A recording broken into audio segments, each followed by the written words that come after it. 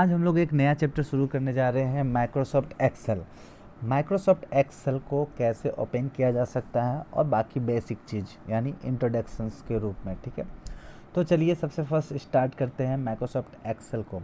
तो एक्सेल को स्टार्ट करने के लिए बेसिकली आप तीन तरीका इस्तेमाल कर सकते हैं। पहला, आपको डेस्कटॉप पे ही एक्सेल का आइकॉन दिख जाएगा, आप इस पर डबल क्लिक करके एक्सेल खोल सकते हैं, जैसे अभी हम खोल के दिखा रहे हैं आपको, ठीक है। दूसरा तरीका, आप स्टार्ट पर जाएंगे, ऑल प्रोग्राम्स में जाएंगे और इसमें थोड़ा नीचे स्क्रॉल करने के बाद आपको माइक्रोसॉफ्ट ऑफिस दिखेगा और यहाँ पर माइक्रोसॉफ्ट ऑफिस एक्सेल आप यहाँ पर ले सकते हैं। तो इस तरीक़ा से आप दूसरे तरीक़ा से भी आप खोल सकते हैं। तीसरा तरीका है, आपको रन खोलना है। रन खोलने के लिए विंडो लोगो की +R दबाना है, रन, और यहाँ लिखना है EXCEL एक्सेल और इंटर की। जैसे आप करेंगे तो देखेंगे क्या कि आपका माइक्रोसॉफ्ट एक्सेल खुल चुका है। अब यहाँ पर सबसे फर्स्ट है कि आप देख रहे हैं कि ये बॉक्सेस बना हुआ है। तो चलिए टॉपिक्स, सबसे फर्स्ट यहाँ पे आपको मेनू बार मिल जाता है। दूसरा, आपको सारे टूल्स अवेलेबल से यहाँ पर। ये जो वाइट पट्टी दिखाई पड़ रहा है इसको हम लोग फॉर्मूला बार बोलते हैं। नेक्स्ट, ये जो पट्टी दिखाई पड़ रहा है वाइट, इसको नेम बॉक्स बोलते हैं। यहाँ पर आपको बाय डिफ़ॉल्ट 1 2 3 जिसको हम लोग सीट बोलते हैं, और जस्ट उसके बगल में ये सीट नेविगेटर, और ये पूरा वाइट जो दिखाई पड़ रहा है उसको वर्कशीट बोलते हैं। अब यहाँ वर्कशीट में आपको बहुत सारे नंबर दिखाई पड़ रहे हैं, जैसे 1 2 3 और ABCD। ये क्या है? तो ऐसे वाले को हम लोग रो बोलते हैं, यानी कि इस तरह से रो हो गया, और ऐसे वाले को कॉलम्स बोलते हैं। तो इसमें रो की संख्या कितनी है और कॉलम्स की संख्या कितनी है, तो हम लोग देख लेते हैं। टोटल रो 10,48,576, ये आपका रो हो गया, ठीक है।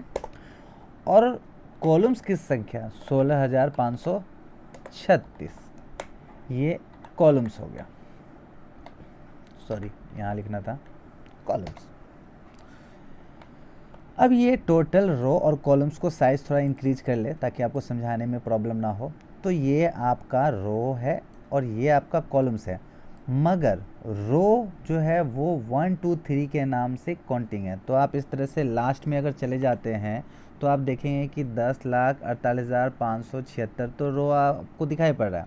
बट कॉलम को अगर आप देखेंगे तो कॉलम ABC है, यानी कि क्या है कि ये 16,536 कैसे कैलकुलेट करेगा, क्योंकि यहाँ तो ABC है, नॉर्मली 1 2 3 तो है ही नहीं। तो इस तरह से 16,536 जो है वो इंग्लिश अल्फ़ाबेट इस्तेमाल किया जा रहा है, इसीलिए ये इंग्लिश अल्फ़ाबेट के हिसाब से होगा क्या, XFD, यानी ये इंग्लिश अल्फ़ाबेट बेसिकली इस्तेमाल करेगा। और इसका नंबरिंग काउंटिंग जो होगा वो 1 2 3 ना होकर ABCD से शुरू होगा, और लास्ट जो होगा वो XFD होगा, जो आपको मैं दिखा रहा हूँ, आप देख सकते हो। मगर इसको हम लोग कैलकुलेशन के रूप में कैसे यूज करेंगे, तो सबसे फर्स्ट हम लोग समझते हैं कि ये ABC का क्या है। जैसे अगर मान लीजिए कि अगर हम A लेते हैं तो A को हम लोग 1 मान सकते हैं, B को हम लोग 2 भी मान सकते हैं। थोड़ा बड़ा कर ले हम ताकि आपको दिख सके, 1 2। इस तरह से अगर हम जाए तो और आगे, तो Z जो होगा वो 26 होगा, यानी 26, ठीक है। और 27 जो होगा वो वापस से क्या हो जाएगा, A हो जाएगा, यानी कि 26 तक तो Z हो गया, तो 27 जो हुआ वो क्या हो गया, A, यानी कि 26 दूना 52 जो होगा वो AZ होगा। जैसा कि अभी हम आपको दिखा रहे हैं यहाँ पर, AZ जो होगा वो कितना होगा, 52। इस तरह से 53 कॉलम जो होगा वो वापस से BA हो जाएगा। इस तरीक़ा से कैलकुलेशन होता है। तो ये लास्ट जो 16,536 है वो XFD से काउंटिंग होता है। तो समझ में आ गया होगा कि यहाँ पर A को A बोला जाता है, B को 2 बोला जाता है, यानी कि 2 को आप B बोल सकते हैं। तो इसका बहुत बड़ा रीजन है, वो रीजन हम लोग आगे क्लियर करेंगे। बट फिलहाल अभी हम लोग समझते हैं थोड़ा सा आगे कैलकुलेशन परफॉर्म करके।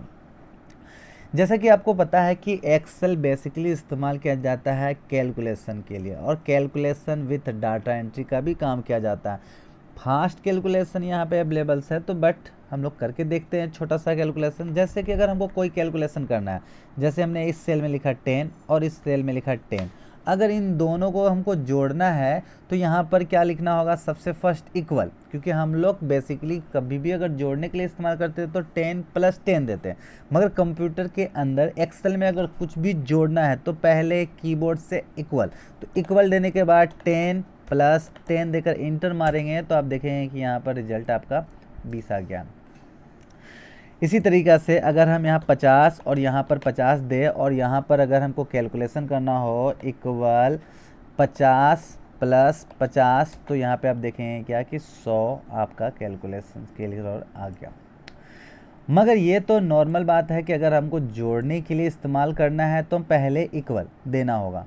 जैसे हमने इक्वल दिया और 50 + 50 + 50 + 50 यानी 200, इस तरीक़ा से आप कैलकुलेशन कर सकते हैं आसानी से।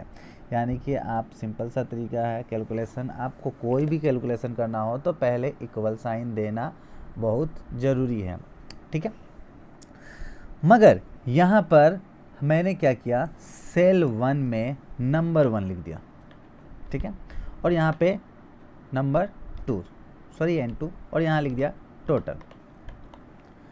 अगर हम यहाँ पे लिख दिए 10 और यहाँ पे लिख दिए 10, तो अगर हम इसको जोड़ते हैं तो इक्वल दिए 10 + 10, तो रिजल्ट मेरा 20 है, एकदम सही जोड़ा है।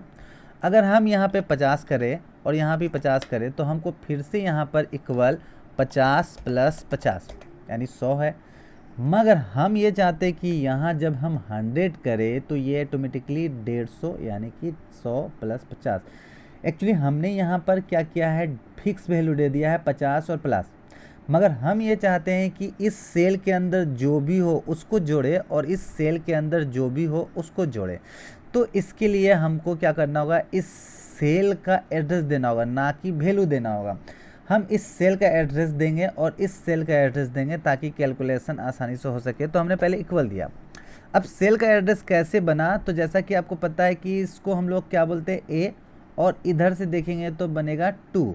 तो इस सेल का एड्रेस बनता है A2 प्लस, अब इधर देखेंगे 50 इस सेल को, तो ऊपर देखेंगे 50 का लिए B और इधर देखेंगे 2, तो ये हो गया B2।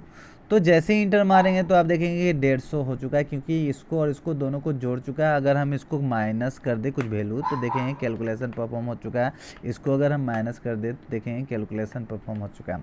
उसी तरीक़ा से सपोज कि हमने इस सेल में आपको समझाने के लिए 50 लिख दिया और इसमें हमने लिख दिया 50, ठीक है। अब इन दोनों को हमको जोड़ना है इस जगह पे, ठीक है।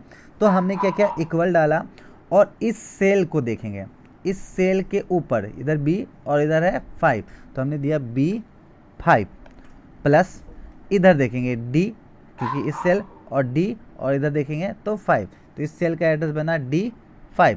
जैसे इंटर मारेंगे तो आप देखेंगे क्या कि आपका कैलकुलेशन परफॉर्म हो चुका है यानी 100। मगर साथ में ये भी फैसिलिटी है कि अगर हम इस वैल्यू को अगर कुछ घटाए बढ़ाए तो हम क्या कर सकते हैं, रिजल्ट चेंज हो सकता है।